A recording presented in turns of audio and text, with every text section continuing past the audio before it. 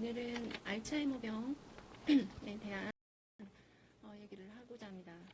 사실 뭐 기존의 치매라고 해서 영어로는 디멘치아라고 하죠. 그 치매에 대한 얘기들은 뭐 너무나 많이 알려져 있는 얘기들이기 때문에 잘 알고 계실 거라고 생각하고요.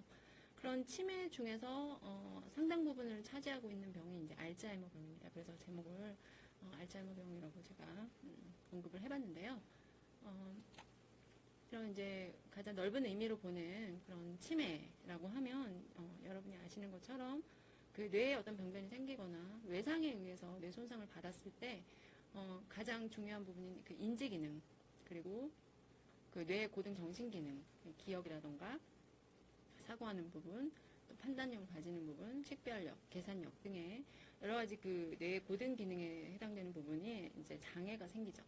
그리고 그것뿐만이 아니라 정서장애라던가 또 성격상의 변화도 유도하고요. 그리고 동작하는 데에 대한 그런 운동선 능력도 이제 장애를 가질 수 있습니다. 그래서 이런 장애들까지 수반돼서 사실 어떤 사회 구성원으로서 어떤 직업을 가지고 활동을 하는데 상당한 제약이 따르게 되고요. 그리고 더 가깝게는 이제 가까운 사람들과의 대인관계 상에서도 장애를 초래할 수 있는 그런 좀 무서운 병으로 알고 있죠. 치매의 그 인상적인 특성을 본다면은 뇌에 일단 병변, 손상 혹은 변형이 일어나서 나타나는 병으로 알려져 있죠. 후천적인 현상으로 주로 이제 노년기에 많이 알려져서 나이가 들어가면서 기억력이 떨어지게 되면 내가 치매인가? 라는 생각을 많이들 하잖아요. 이런 이제 대표적인 노년기에 많이 발생되는 병으로 알려져 있는데 그 원인이라던가 증상은 너무너무 다양합니다.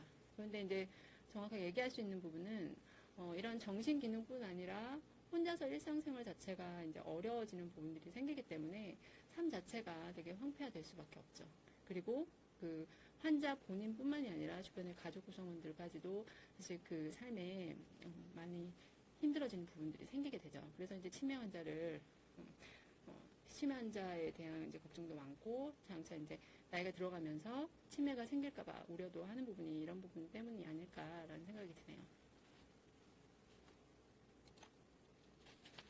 앞서 말씀드린 것처럼 치매의 원인은 아주 다양한데 세 가지 정도로 말씀을 드리자면, 뇌의 그 해박적으로 봤을 때 구조적 이상이 생기는 부분입니다. 그 대뇌 부분이 위축이 돼서 그 영역이 작아지는 경우, 그리고 전두엽 부분에 손상을 일으킨다거나, 신경세포들이 모여가지고 이제 신경 조직을 이루고 그래서 뇌의 그 형태를 유지하고 있는데요.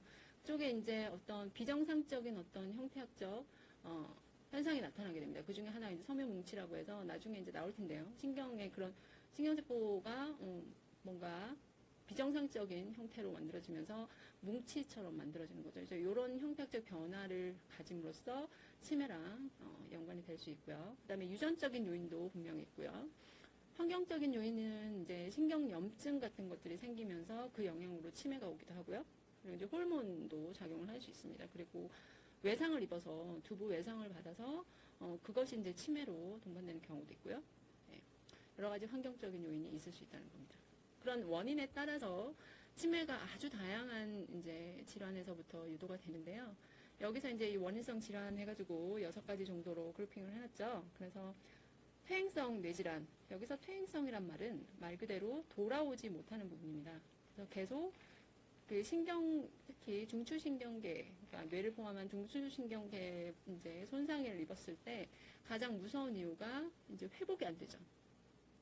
그러니까 10%의 손상이었다면 10%를 최대한 유지를 하는 것이 최선의 방법이고요. 20%가 20%, 30%, 50% 이렇게 많아지면 많아질수록 그 뇌 기능은 점점 떨어지는 거죠. 그래서 이런 부분을 이제 퇴행성이라는 표현을 쓰고요. 대표적인 퇴행성 뇌질환이 이제 알츠하이머병이라던가 픽병, 또 앞서 배웠던 파킨슨이나 또 다른 헌팅턴병 이런 부분들이 다 여기 퇴행성 뇌질환에 속하는데, 앞에서 말씀드렸던 이스케미아 때 말씀드렸던 혈관성 질환은 이제 뇌경색이라던가, 그죠? 이미 배웠죠? 그래서 이런 것들이 이제 혈관성으로 나타나는 뇌질환이고요. 또 뇌에 염증이 생기거나 감염을 통해서 대사 장애를 일으키는 경우, 대표적인 게 이제 에이즈죠. 그리고 뇌막염 같은 거, 그 다음에 뭐 신경매도, 뇌종양 뭐 이런 것들이 거기에 포함됩니다. 그리고 이제 뇌분비성 장애를 통해서 치매가 일어날 수도 있어요. 간성 뇌병증도 생길 수 있고, 만성 신부전이 나중에 이제 치매의 원인으로 될 수도 있고요. 갑상선 저하가 심해지면서 나중에 치매로 표출이 되는 경우도 있습니다. 그리고 또 결핍성 장애도 있는데 대표적인 게 이제 바이타민 B12 같은 경우에 결핍이 됐을 때 치매가 생길 수도 있는 거고요. 또 중독성 경우에도 약물 중독이라던가 알코올 중독, 뭐 중금속 중독, 유기용매 중독 이런 여러 가지 중독성이 치매의 그런 현상을 동반하기도 한다는 거죠. 그래서 이런 여러 가지 이유로 치매와 같은 현상은 나타날 수 있다라는 것을 보여주는 그런 예고요. 앞서 보여드렸던 거랑 좀 비슷해 보이는데 이제 이 치매를 일으킬 수 있는 여러 가지 그 질환들 다시 한번 크게 정리를 해본 거죠. 그래서 퇴행성 질환, 뇌혈관성 질환 거기에 속한 부분들이 어떤 것인지 보실 수 있을 거고요. 기타성 이제 크게는 퇴행성과 뇌혈관성을 대부분 차지하고요. 이런 부분 이외의 것들은 이제 기타 질환으로 그룹핑을 하게 됩니다. 대표적인 치매로 이제 알츠하이머를 많이 들고 알츠하이머에 속한 퇴행성 질환을 말할 수가 있고요. 그리고 이제 혈관성 치매가 그 다음으로 이제 많은 건데요. 실제 이런 알츠하이머병 치매는 전체 치매의 50~60%를 차지해요. 그래서 뇌세포의 특정한 원인 없이 죽어가는 걸로 해서 인지 기능이 떨어지거나 또 성격 변화, 또 대인관계가 위축되거나 기본 생활 자체가 어렵게 되는 앞서 말씀드렸던 그런 증상들을 동반하게 되는 것이 퇴행성 치매죠. 그리고 이제 나머지로 많은 게 두 번째 언급되어 있는 뇌혈관 질환이라고 해서 전체 치매의 20~30%를 차지하게 됩니다. 뇌혈관의 원활한 혈액순환이 안 되기 때문에 뇌 활동에 필요한 산소라든가 영양분 공급이 되지 못하면서 결국 뭐죠? 그쪽 부분에 괴사가 생기게 되고 그쪽 영역이 언어 영역이거나 혹은 운동 영역이거나 또 다른 기능이 되게 된다면 그 부분의 기능을 이제 문제가 생기도록 하는 것.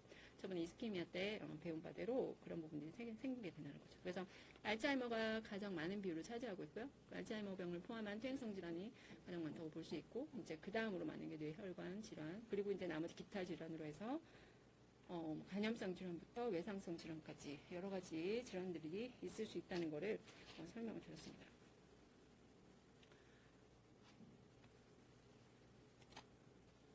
그럼 이런 치매 환자는 어떤 특징을 가지고 있는지 거기에 대한 부분들을 설명을 할 수 있을 것 같은데요.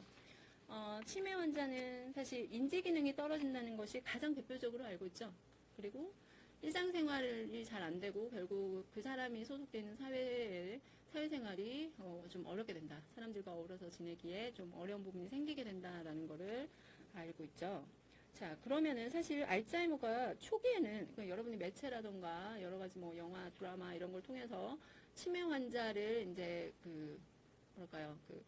묘사하는 그런 것들을 볼 기회가 많았을 것 같아요. 그리고 또 그것뿐만이 아니라 일상생활에서 혹은 주변에서 또 이제 치매 환자를 겪을 일이 있을 것 같았는데 이런 그 병의 대표적인 이제 알츠하이머병 환자를 예로 들면 초기에는 이제 그냥 새 기억이나 어떤 최근 기억을 회상하는데 좀 문제가 생기는 것이 간혹 생기게 됩니다. 그럼 새로운 정보를 받아들였을 때 그걸 배우거나 혹은 그 정보를 기억하고 있는 것을 유지하는 게 힘든 정도까지만 기억을 나요. 그러니까 나타나요, 상황이.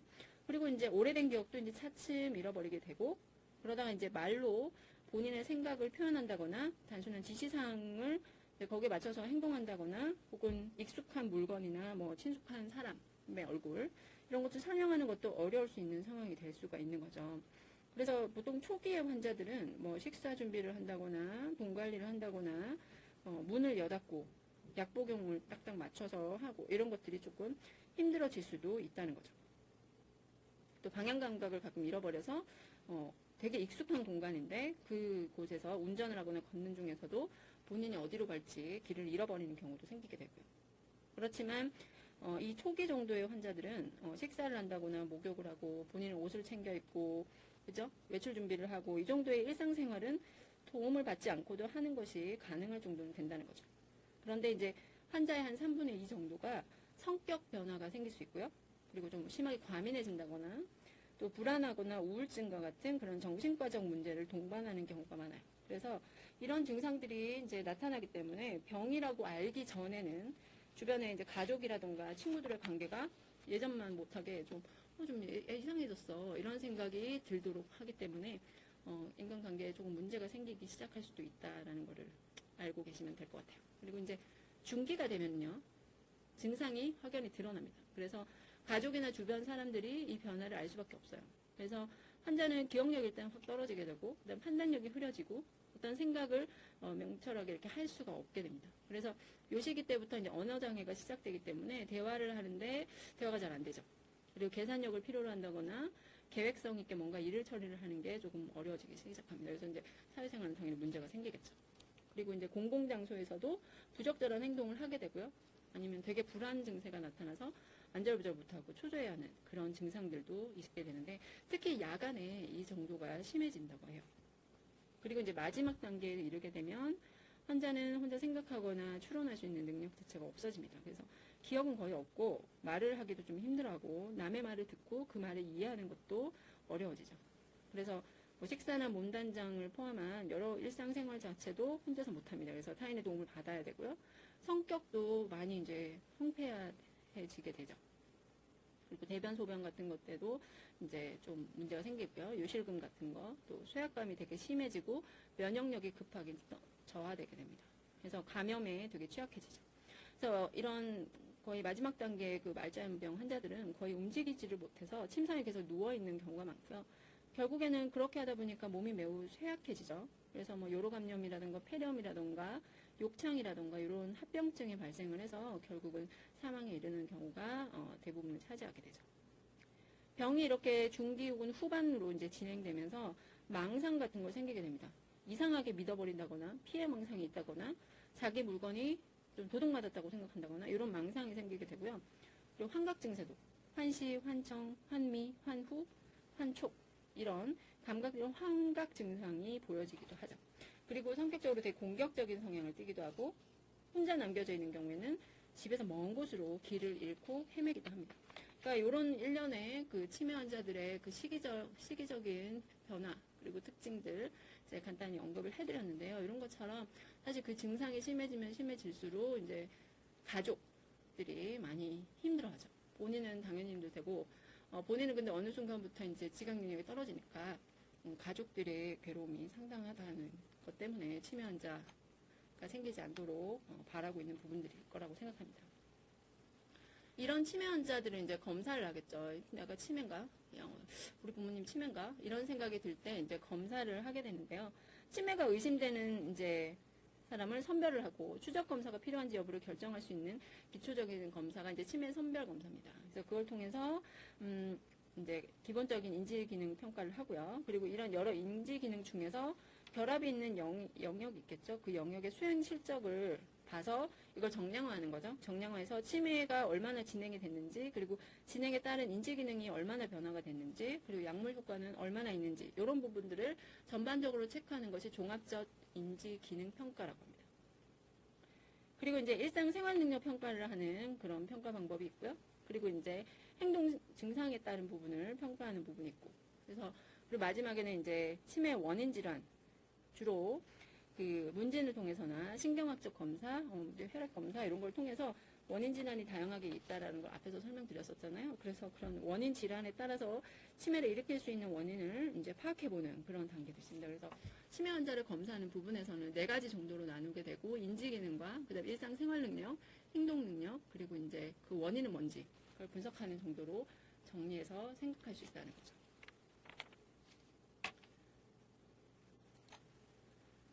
그래서 여기서 보였던 부분은 이제 치매라고 하면은요, 여러분이 보이시는 것처럼 시간에 따라서 인지 기능이 거의 바닥으로 떨어지는 이제 치매 현상을 지금 볼 수 있는데 그 전에 나이가 들면서도 사실 어느 정도 뇌에 이제 뇌 기능이 약간의 노화를 통해서 뇌 기능이 약간 떨어질 수가 있거든요. 그 젊은 사람에 비해서 그 정도를 정상으로 봤을 때 치매와 그 사이에는 경도급의 인지 장애가 있을 수 있습니다. 그래서 3가지 단계로 보게 되고요. 그래서 최근 들어서 이런 그 경도 인지 장애에 대해서 관심이 많아지고 있는데 그 주관적으로 봤을 때 기억력 장애는 분명히 호소를 하는데 객관적으로 봤을 때 인지기능 검사에서는 분명히 기능 저하가 관찰이 되는데 일상생활에서의 장애는 전혀 보이지 않아서 치매라고 판단을 내리기는 어려운 환자를 일컫게 되는데요. 이런 환자를 보통 그 일반적인 정상 노화에서 1, 2% 정도 차지하는 그런 정도가 치매로 나중에 진행되는 것을 통계적으로 봤을 때 이런 경도 인지장애에 속해 있는 환자들은 10에서 15% 정도가 나중에 치매로 진행이 되더라는 거죠. 그래서 정상 노화랑 치매의 중간 단계에 있는 단계를 경도 인지 장애라고 보통 알려져 있는데 사실 6년 동안 이렇게 봤을 때 치매로 변환되는데 환자의 80%가 이렇게 다 변환이 되더라라는 게 이제 보고된 바가 있고요. 그래서 정기적으로 이제 추적 관찰하는 게 되게 중요하고 치매로 얘가 진행이 되는지 안 되는지 빨리 이제 확인을 해서 치매 치료가 필요하다면 이제 그 환자로 간주해서 치료가 빨리 들어가는 게 최대한 이제 치매로 가는 정도를 늦출 수가 있는 거죠. 그래서 최근에 경도 인지 장애에 대해서 관심이 많아지는 이유가 이 치매로 갈 수 있는 확률이 훨씬 높아지잖아요. 10배 이상 높아지게 되고 그리고 이제 경도 인지 장애 시기 때 이제 치료를 들어갔을 때 치매로 가는 거를 이제 최대한 지연시켜주거나 혹은 차단시켜줄 수 있는 가능성이 높아지기 때문에 이런 경도 인지 장애 정도 단계의 그 환자들을 빨리 어떻게든 확인을 해서 치료를 진행을 하는 것이 효과적이다라는 측면에서 경도 인지 장애 환자들을 관심을 갖고 있습니다. 물론 이걸 이제 주변에서 캐칭을 해서 경도 인지 장애 정도에 있는 사람 같다라는 생각을 하기가 쉽지가 않죠. 보통은 그냥 단순한 건망증 좀 있는 거 가지고 나한테 지금 치매라는 건가라고 생각하고 사실 또 그걸 받아들이기도 쉽지 않고 또 사실 증상적으로는 거의 드러나지가 않아서 그냥 좀 뭐랄까요 깜빡깜빡하고 그런 증상들이 가끔 있는 건데 그건 누구나 그런 거 아니냐라고 받아들이기가 쉽기 때문에 경도 인지 장애자인지 그런 환자인지에 대한 인식이 쉽지가 않는 게 이제 어려운 부분이지만 일단 이 경도 인지 장애 가능성이 높다라는 그런 환자를 빨리 캐칭을 하게 되면 치료 효과는 훨씬 높다라는 거죠. 그래서 그 부분 때문에 이 단계의 환자들에 대해서 관심을 갖고 있습니다. 여기 보시면은 이제 그 시간에 따라서 인지 기능을 100%로 봤을 때 병이 시작되는 시점은 사실 인지 기능에 차이가 없습니다, 거의. 그죠? 그래서 증상도 없고 그렇지만 병은 이미 알츠하이머와 같은 그런 증상이 시작됐다라는 지점에서 봤을 때는 병은 벌써 한 10년 전부터 시작을 하고 있는 거예요, 사실은. 그러니까 참 무서운 거죠. 그래서 병이 시작이 되고 나서 한참 지난 다음에 증상은 사실 발현이 되기 시작한다는 거죠. 근데 그 증상을 바로 캐칭하기가 쉽지가 않잖아요. 그래서 일반적으로 치료를 시작하는 시기는 더 뒤에 늦어진다는 거죠. 그래서 치료를 시작하고 나면 이 단계는 이미 이만큼 인지 기능은 떨어져 있는 상태에서 치료를 시작하게 되고 아까 말씀드린 것처럼 중추신경계, 뇌가 이제 대표적인데 이런 뇌에 인지 기능이 떨어지게 되는 상황에서 치료를 시작하게 하게 되면 이만큼 회복을 할 수 있는 건 아니라는 거죠. 이 단계를 최대한 지연시키는 거죠. 그죠? 지연시키지 않으면 어떻게 되죠? 치료를 하지 않으면 좀 툭툭툭툭 이렇게 인지 기능이 떨어지게 되는 겁니다.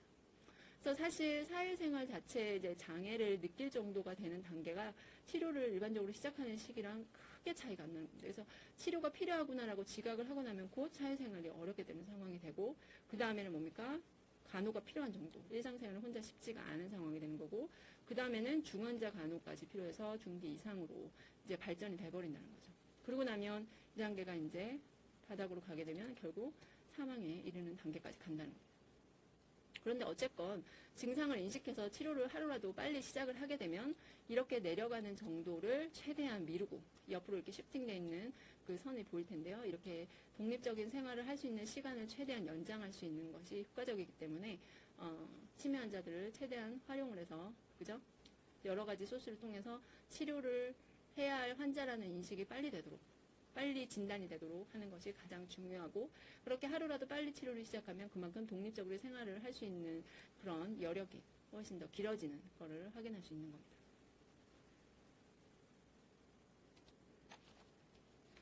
그래서 이제 그 알츠하이머 병이라고 진단을 받게 되는 경우 이제 증상 여러 가지를 느끼고 이제 본인이 뭔가 좀 이상하다 생각을 해서 병원에 진단을 받으러 오겠죠. 그렇게 됐을 때 사실 알츠하이머 병 같은 경우는 뇌 인지 기능, 뭐 기억을 한다거나 지각을 한다거나 어떤 계산 능력을 갖는다 이런 부분에서 손상을 느끼기 때문에 알츠하이머 환자들 이렇게 문진을 통해서 이렇게 해보면 어떤 부분에서 이제 초기에는 감각이나 운동 능력 같은 부분에는 거의 손상을 받지 않아요.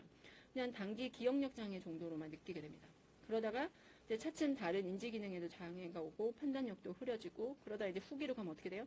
대부분의 환자들은 일상생활을 하지 못한다는 거죠. 그래서 일반적으로 알츠하이머 병은 60세 이후에 나타나긴 하는데 가끔은 젊은 연령에도 좀 많이 발병을 해서 문제가 되고 있죠.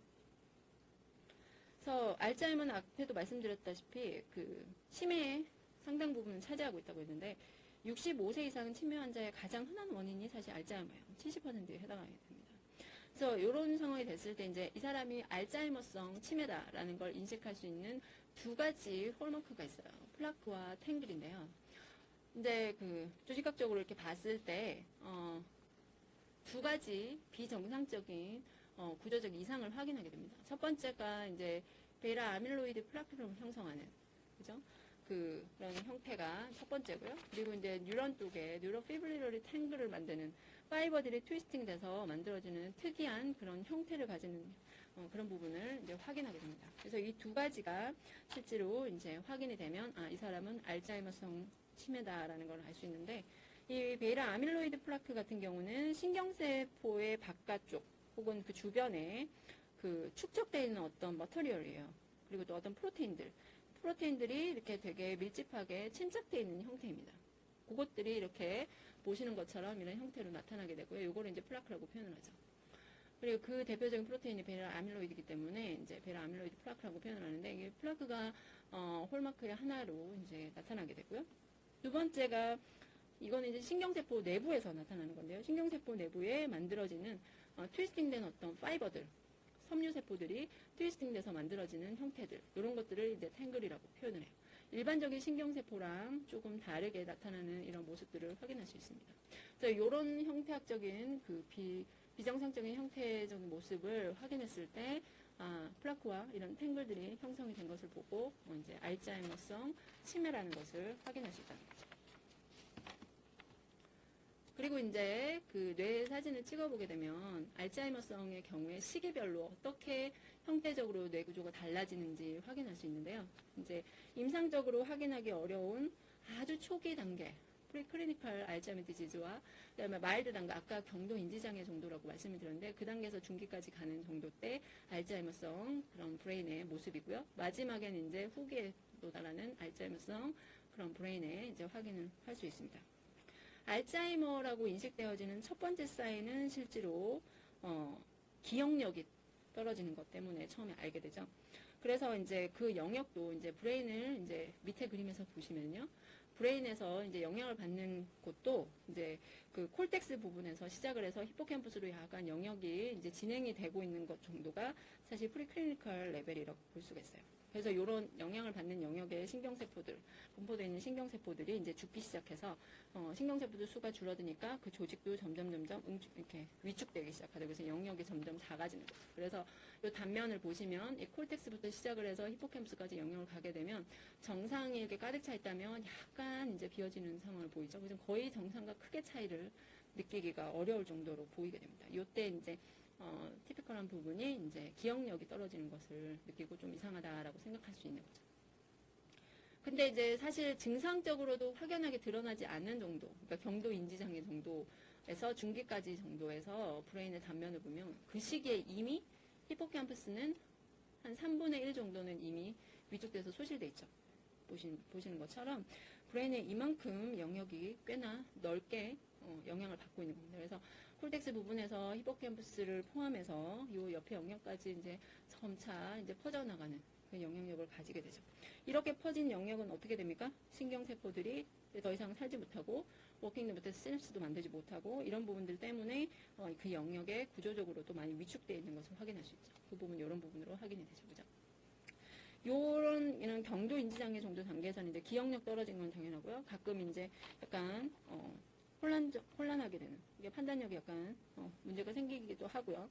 돈을 세는데 이제 약간 문제가 생기기도 하고, 판단력이 약간 떨어지고, 그리고 이제 정서적으로도 약간 스테이블하지가 못합니다. 그죠? 불안감이 생기기도 하고, 우울증도 살짝 생기기도 하고, 그죠? 그러니까 이런 영역들의 문제가 생기기 시작하죠. 그러다가 이제 경도 장애에서 중등도 정도의 알츠하이머가 되게 되면 이제 기억력은 더 떨어지고, 그리고 문제를 인식하는 능력도 당연히 떨어지게 되고요. 그리고 말이나 생각이 이제 혼란이 되게 됩니다. 그래서 대화가 이제 어려워지게 되죠. 그래서 그런 부분들이 생기게 되고 반복적으로 말을 한다거나 대화 자체가 이제 어려워지게 됩니다. 그리고 이제 마지막에서 보시면 이제 거의 말기에 해당하는 알츠하이머를 보시면 히포캠퍼스 영역 자체가 거의 찾아보기 어렵게 되죠.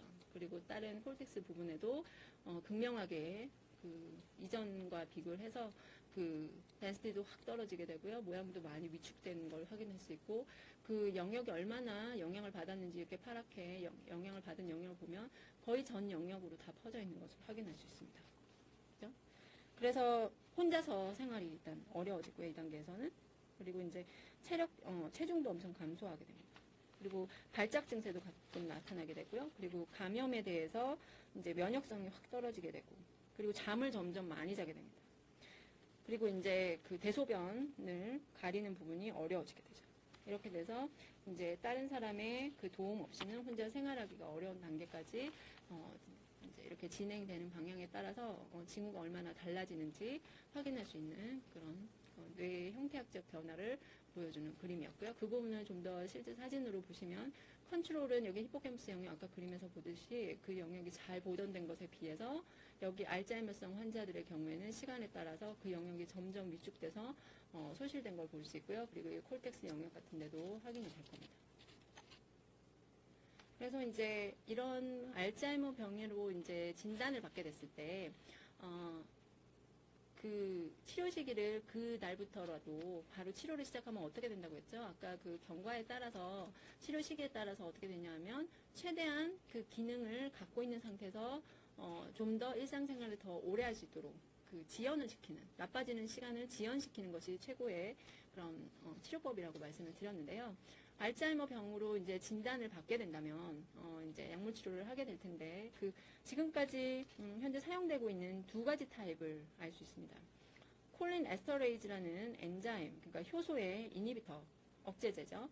그런 성이 이제 세 개의 그 약물이 있고요. 그리고 이제 NMDA 수용체, 죄송합니다. 여기 대표적인 이제 흥분성 신경전달 물질로 알려져 있는 이제 글루타메이트의 일종이죠. 이런 NMDA랑 인식을 하는 이제 NMDA 수용체인데요. 이 수용체의 기량제로 알려져 있는 약물이 이제 비교적 최근에 개발이 됐죠. 그래서 이 두 가지 타입의 약물이 이제 지금 현존하는 그 알츠하이머성 치료제로 승인이 된 상태입니다. 이런 약물로 치료를 하게 되면 어떻게 됩니까? 결국 그 치료 시기까지 가져져 있던 인지 기능을 최대한 유지를 시키고 더 나빠지지 않게 유지를 시켜서 나빠지게 되는 그 시간을 최대한 지연시키는 것이 이제 치료법이라고 했는데요. 그렇게 이런 약물을 통해서 뭐 6에서 한 12개월 정도 인지능이 계속 유지가 되는, 안정화될 수 있는데 효과를 가지게 되죠. 그렇지만 다시 말씀드리지만 이런 약물을 처리했다고 해서 뭐 80%까지 떨어진 인지능이 다시 90%까지 회복이 되거나 이런 건 아니라는 거죠. 개선이 되지는 않지만 그 효과가 그러니까 그 인지능이 더 나빠지지 않고 안정화되는 상태로 유지가 될 수 있도록 도와주는 약물이다라는 거를 알고 계셔야 될 것 같습니다. 첫 번째 이제 타입이 콜린 에스터레이즈의 억제제라고 했는데요. 이제 그 아세틸콜린이라는 그런 개의 시냅스를 만들어주는 신경세포에서 분리가 됐을 때 만들어지는 이제 신경전달 물질로 생각할 수가 있는데요. 보시는 그림에서처럼 전 시냅스 신경세포 말단에서 이제 아세틸콜린이 이제 분비가 되는 거죠. 그러면 그 아세틸콜린을 인식해서 받는 그 후시냅스 신경세포 말단의 수용체들이 이렇게 있게 되고요.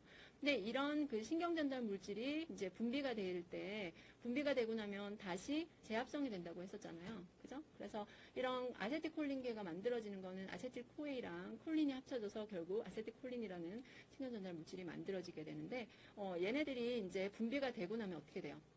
다시 분해가 되게 되죠. 그래서 콜린과 아세테이트로 이제 분해가 되어지고 2단계에서 이제 작용하는 것이 콜린 에스터레이즈가 되는데요. 요 콜린 에스터레이즈가 작용을 하는 것을 방해하는 약물들이 있을 수 있다는 거죠. 대표적으로 도네피질이나 리바스티만, 그 다음에 갈란타민, 이런 세 가지 약물이 지금까지 알려져 있는 세 가지 콜린 에스터레이즈 이니비터들이고요. 그래서 얘네들이 하는 것이 결국 이제 알츠하이머가 진행이 되면서 뇌 속에서 인지기능과 관련 있는, 결국 시냅스를 통해서 신경세포가 일을 해서 인지기능을 갖게 되는데 관련이 있는 아세틸콜린이라는 신경전달 물질이 기능이 많이 떨어지는 것을 확인할 수 있다는 거죠. 알츠하이머 진행되면서. 이런 콜린계의 기능을 최대한 강화시키기 위한 방법으로 이제 다시 분해돼서, 신경전달 물질이 분해돼서 다시 이제 분비되는 걸 준비하는 단계에서 이 그 콜린 에스터레이즈 이니비터를 처리를 함으로써 콜린과 그 다음에 아세테이트로 분해되는 것을 막아서 아세틸콜린의 양이 최대한 이렇게 이 시냅스 영역에, 시냅틱 클레프트에 최대한 많이 만들어져 있도록 유지시켜주는 그런 기능입니다. 그래서 이 분해되는 것을 억제하는 요 약물, 그죠? 요 단계가 이제 요 세 가지 약물이 작용할 수 있는 기전이라는 거죠. 실제 그 경도 혹은 중등도, 그러니까 마일드 단계에서 머드레이트 단계의 알츠하이머 환자에서 특히 효과를 인정받고 있고요. 그래서 미국 FDA 승인을 이제 항치매 약물로 이렇게 받았을 때 처음에 이제 받은 게 1996년도에 도네피질이 처음에 이제 승인을 받게 됩니다. 그리고 2001년도에 리바스티맨이 이제 승인을 받게 되고요. 그리고 이제 2003년에 가란타민이 이제 승인을 받게 되죠. 그래서 이 세 가지가 콜린 에스트레이즈 이니비터로 각광을 받고 있는데, 이 약물들은 이제 그 부작용이 한 20% 정도에서 이제 부작용이 일어나기도 합니다. 이렇게 구역감이 일어나기도 하고요. 설사가 나기도 하고, 식욕이 확 떨어지기도 하고, 어지러움증, 이런 것을 동반하기도 한다는 거죠. 그래서 근육 경련이라는 거, 수면장애, 이런 것들도 호소하는 경우가 있지만, 어쨌건 이런 약물이 알츠하이머 치료에 많이 도움이 되고 있는 약물이고, 그 기전도 한번 살펴봤습니다. 그리고 이제 4개 중에 3개를 알려드렸고, 이제 마지막 한 가지 약물은 NMDA 수용체 기량제라고 아까 말씀을 드렸는데요. 2007년도에 이제 FDA 승인을 받은 메만틴의 경우예요. 유럽 같은 경우 조금 더 일찍 그 승인을 받았고요. 미국에서 2007년도에 승인을 받았는데, 얘네들은 이제 보시는 것처럼 전 시냅스에서 분비되는 그 신경전달 물질을 어떻게 받아요? 후시냅스 신경세포 막에 존재하는 이제 글루타메이스성, 뭐죠? NMDA 수용체가 이렇게 있다면 얘네들이 이제 전 시냅스에서 분비되어 있는 글루타메이스를 이 수용체에서 받게 되는 거죠.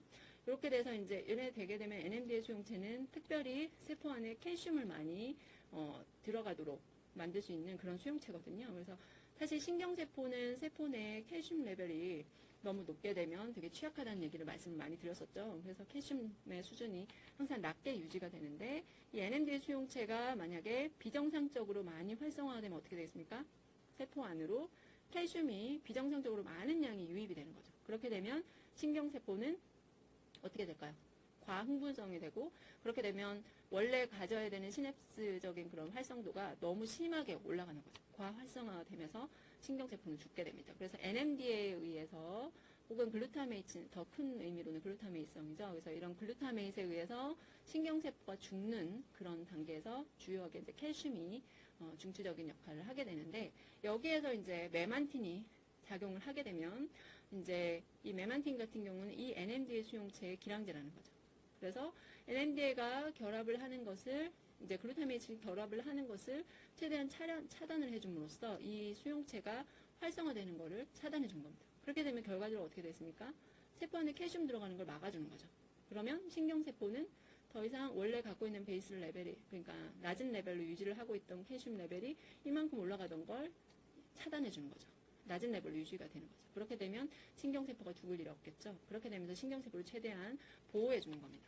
그렇게 되면 결국 신경세포가 죽지 않으니 그 관련된 인지기능도 잃어버리지 않게 되는 거죠. 그래서 이런 NMDA 수용체의 기량제 중에 하나인 메만틴이 다른 부작용이 최소화되면서 영향력이 좋더라. 그래서 항치매 치료제로 승인을 받은 바가 있어서 최근에 각광받고 있는 그런 약물인 거죠. 그래서 정리를 해보면 앞에 슬라이드에서처럼 콜린 에스터레이즈의 이니비터로 알려져 있는 3개의 약물, 도네피질과 리바스티맨, 그 다음에 갈란타민, 이런 3가지 약물과 뒤에 알려져 있는 메만틴, 이 4가지 약물이 알츠하이머 환자의 치료제로 많이 알려져 있다는 것을 이번 시간에 제가 말씀을 드렸고요. 그리고 그 기전은 3가지 약물 앞에서 보여드렸던 뭐죠? 도네피질과 리바스틴맨, 그 다음에 갈란타민 같은 경우는 보시는 것처럼 아세틸콜린성의 그런 그 신경전달 물질이 시냅틱 클레프트에 많이 존재를 하게끔 만들어줄 수 있도록 분해하는 단계에 그 뭡니까? 효소를 억제해주는 그런 기전을 가지게 되고요. 두 번째 메만틴 같은 경우는 이 NMDA 수용체가 과활성화되지 않도록 차단해주는 역할을 함으로써 세포 안에 칼슘이 비정상적으로 많이 들어와서 칼슘 농도가 확 올라가는 걸 방지해주는 거죠.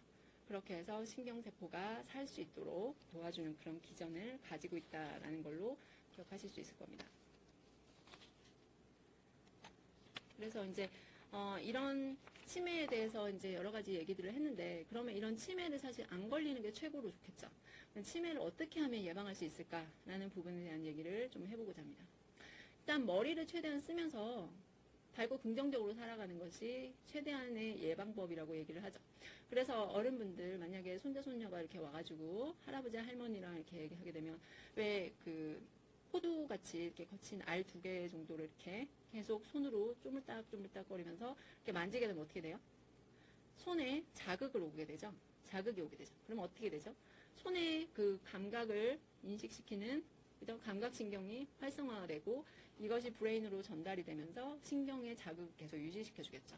그래서 이런 아주 사소한 자극을 통해서부터 이제 최대한 브레인에 있는 신경세포를 계속 일을 하도록 도와주는 것이 치매 예방법으로 생각할 수 있을 겁니다. 그래서 어른들 왜 이렇게 심심풀이 삼아서 이렇게 화투 같은 거 이렇게 치시잖아요. 이렇게 그런 부분들도 왜 차라리 뭐 고스톱을 치는 것이 치매 예방에 좋다. 뭐 이런 얘기들도 있죠. 이런 것처럼 뭐든 그 머리를 쓰고 그다음에 어떤 자극을 주고 이런 것들이 지속적으로 이루어지는 것이 가만히 멍하게 있는 것보다는 훨씬 더 치매 예방에 도움이 된다는 얘기겠죠. 그리고 이제 새로운 정보를 최대한 접하고 계속 무언가를 배우려고 노력하는 것도 치매 예방에 아주 좋습니다. 요즘에는 커뮤니티에서 뭐 노인분들한테 컴퓨터를 가르쳐드리고 인터넷 사용 방법을 알려드리고 스마트폰을 어떻게 활용하는지 이런 것들도 많이 이제 교육하는 그런 프로그램들도 많이 있잖아요. 이런 것을 통해서 계속 새로운 정보들을 접할 수 있는 거죠. 그리고 모르던 것을 계속 배우고, 심지어 뭐 연세 있으신 분들, 한글을 잘 깨우치지 못하신 분들, 70, 80 정도의 그런 고령의 나이에서도 초등학교를 졸업했다, 이런 뉴스들도 접한 적이 있으실 겁니다. 이러면서 뭐 배우는 데는 나이가 상관이 없죠, 그죠? 그래서 무언가를 계속 배움으로써 그 배우는 정보에 따른 자극을 통해서 머리를 계속 쓰게 되는 거죠. 머리를 쓴다는 말은 결국 뇌에 존재하는 신경세포를 계속 활성화를 시킨다는 거고, 그 말을 다시 하면 신경세포가 내 시냅스를 계속 유지를 시켜줌으로써 그 시냅스 활성을 계속 만들어주는 거죠. 그래서 초기에 제가 그런 얘기 했었죠. 영유아기에 만들어지는 그런 무분별한 시냅스가 나중에 꼭 필요한 시냅스 말고, 그죠? 한두 번만 만들어졌다가 도태되는 시냅스들은 걸러주고, 필요한 시냅스들끼리만 계속 이제 점점 발생학적으로 발달이 된다는 얘기를 한 적이 있었습니다. 그런 것처럼 계속 시냅스를 만들어져 있는 시냅스도 계속 뭐죠? 서로 간에 컨택을 해서, 그러니까 시냅스를 만들어서 활성이 계속 유지가 되어야만 그게 제대로 된 신경세포거든요.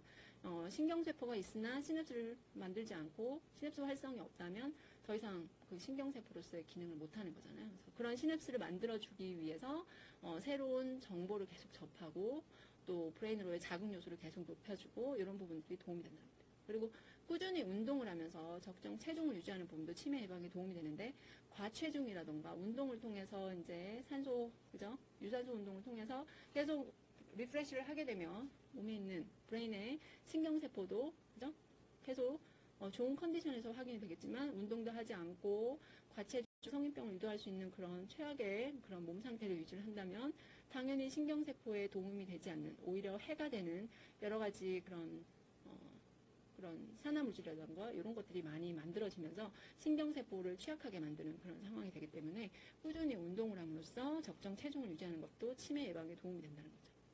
그리고 이제 정신적, 신체적 그 이완, 긴장 이완을 반복함으로써 그죠? 취미생활을 할 수 있도록 이렇게 하게 되면은 그 또한 브레인에 있는 신경세포들을 자극해주고 또 도움을 주는 그런 환경을 만들 수 있다라는 것을 확인할 수 있고요. 아까 말씀드렸다시피 단순히 걷거나 손을 많이 쓰는 일 자체로도 뇌에 자극을 줌으로써 뇌의 그 신경세포가 계속 일을 함으로써 신경세포가 죽지 않게 되는 거죠. 다시 말해 시냅스 활성을 계속 유지시키는 그런 신경세포가 되게 되면 죽지 않으니까 결국 그 뇌 영역은 위축이 일어나지 않죠. 위축이 일어나지 않는다는 말은 결국 어떻게 됩니까? 뇌의 그런 인지기능이나 고등기능이 손실될 우려가 최소화되는 거죠. 그런 걸 말하게 되고요.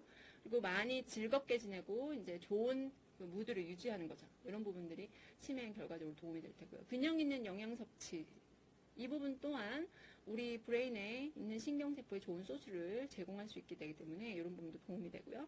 충분한 수면과 무슨 일이든 열심히 일을 할 수 있는 상황을 만들어주게 되면 치매 예방에 도움이 된다라는 부분도 충분히 쉬고 좋은 영양을 취하고 그리고 취미생활이든 뭐든 운동 같은 걸 통해서 이제 몸의 상태를 최적화시키는 상황. 이게 이제 최고의 환경을 만들어주는 거고요. 이걸 통해서 플러스로 이제 머리를 쓰고 새로운 정보를 접할 수 있는 상황, 그리고 취약할 수 있는 상황을 최대한 삼가고 이렇게 유지를 하게 되면 뇌의 신경세포의 활성을 최적화하는 데 도움이 될 거다라는 측면을 설명을 하고 있는 겁니다. 사실 일맥상통하는 그런 예방법이라고 생각할 수 있겠죠. 그래서 이렇게 기억하시면 될 것 같고요. 오늘은 이제 지금까지 말씀처럼 치매라고 해서 디멘치아, 그러니까 여러분이 알고 있는 일반적인 치매는 사실 다 알츠하이머라고 생각하실 수도 있지만 실제 치매 환자의 50~60%가 알츠하이머 병에 속하고요. 나머지는 20~30%가 뇌혈관성으로 해서 뇌경색이라던가 이런 걸 통해서 치매로 동반되는 경우를 말하게 되고 나머지 기타성 질환을 통해서 치매 현상이 동반되는 경우를 포함해서 이제 전체 치매라고 표현을 한다라는 말씀을 드렸고요. 치매 환자의 시기별로 특징을 제가 설명을 드렸죠. 그리고 치매 환자들 그러면 어떻게 검사를 하는지 그래서 검진을 받아서 치매 환자 여부를 확인하는 부분들 그리고 이제 경도 인지장애가 최근에 왜 각광받고 있는 단계인지 설명을 드렸죠. 증상이 발현이 되고 치료를 시작하면 이미 한 20~30% 정도는 인지 기능이 소실된 상태에서 시작을 하게 되면 그만큼 지연될 수 있는 가능성이 조금 이제 그 80% 혹은 70% 정도를 소실한 상태에서 유지를 하게 되기 때문에 최대한 빠르게 치료를 시작할 수 있는 단계. 그래서 약간 좀 평소랑 다르다라는 느낌이 들었을 때 간단한 그죠? 치매 환자가 맞는지 안 맞는지 검사하는 아주 간단한 문진 방법도 많이 있거든요. 그 단계부터 해서 확인을 해서 꾸준히 추적 관리를 해주는 것이 치매 환자로 이르지 않게끔 본인을 보호하는 길이 아닐까라는 생각이 듭니다. 그리고 이제 알츠하이머 병을 치료하는 치료제로 최근까지 알려져 있는 두 가지 타입, 뭐죠? 콜린 에스트레이즈라는 효소의 이니비터성이 세 가지가 있었고, 그 다음에 NMDA 수용체의 그 기량제로 알려져 있는 메만틴. 그래서 총 네 가지를 설명을 드렸는데 그 기전과 어떤 약물이 있는지 정도는 기억을 해주시면 좋을 것 같습니다. 그리고 어떻게 보면 가장 중요할 수 있는 예방법도 한번 좀 숙지를 해주시면 좋을 것 같아요. 자, 예, 여기까지 오늘 수업 마치겠습니다. 수고하셨습니다.